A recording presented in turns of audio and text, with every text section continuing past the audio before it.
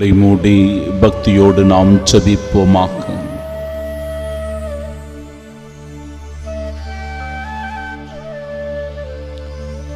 தவக்காலம் நாம் நம் மனதிற்குள் ஆழமாய் சென்று நாம் யார் என்பதை உணருகின்ற காலம்.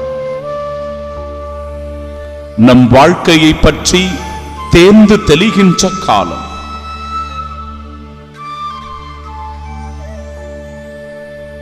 நில்,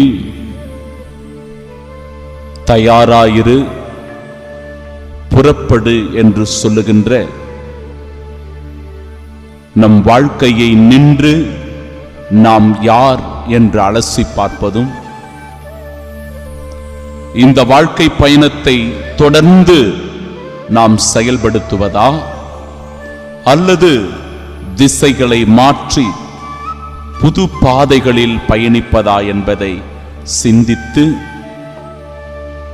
தொடர்ந்து நன்மைகள் நிறைந்த, உண்மையும் அன்பும் நிறைந்த, இறை ஆசீர்வாதங்களை தருகின்ற பாதையில் பயணிக்க நம்மை தயார் செய்வது.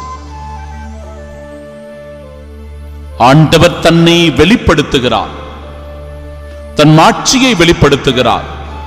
மகனே, மகளே, உன் வாழ்க்கையில் நீ செய்கின்ற நன்மைகளால், அறச்செயல்களால், உண்மையுள்ள வாழ்க்கையால் இதோ இந்த மாட்சியில் பங்கு பெறக்கூடிய பாக்கியத்தை நீ பெற்றுக் கொள்ளுகிறாய்.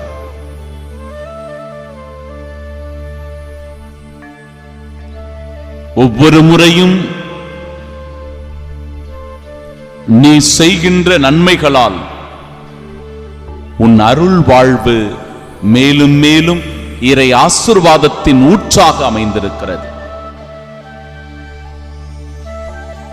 என் கட்டளைகளை ஏற்று கடைபிடித்து உன் அன்றாட வாழ்வில் வருகின்ற சிலுவைகளை சுமந்து கொண்டு துன்பத்தை ஏற்றுக்கொண்டு நடந்தால்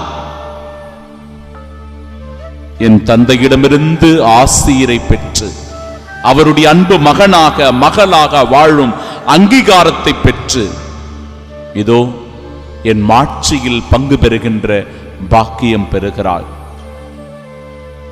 இந்த நாளில் மேலும் மேலும் இறை ஆசீர்வாதத்தை நாங்கள் பெற்றுக்கொள்ளவும், எங்கள் தவ முயற்சிகளை ஒழுக்கத்தோடு கடைபிடிக்கவும், அறச்செயல்களை செய்து எங்கள் வாழ்வை அர்த்தமுள்ளதாக மாற்றவும் உம் அருள் உதவியை வேண்டி மன்றாடி ஜெபிக்கின்றோம். ஆமென்.